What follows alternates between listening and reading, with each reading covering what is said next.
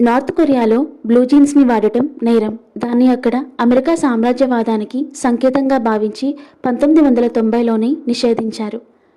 ప్రపంచంలో అత్యధికంగా నడిచేది హాంకాంగ్ ప్రజలేనట. రోజూ కనీసం 7,000 అడుగులు వేస్తాడట సగటు హాంకాంగ్ పౌరుడు. ఒక్క మన దేశంలోనే కాదు, బంగ్లాదేశ్, కువైట్, బహ్రెయిన్ లాంటి 20 దేశాల్లోనూ సిబిఎస్ఈ విధానంలో పాఠాలు చెప్పే స్కూల్స్ ఉన్నాయి. కార్, బస్, ట్రక్, వాహనం ఏదైనా సరే అందులో నుంచి చేతులు బయట పెట్టడం ఆస్ట్రేలియాలో నేరంగా భావిస్తారు. చేతులు బయటకు చాచి టాటా చెప్పడానికి కూడా అనుమతి లేదక్కడ.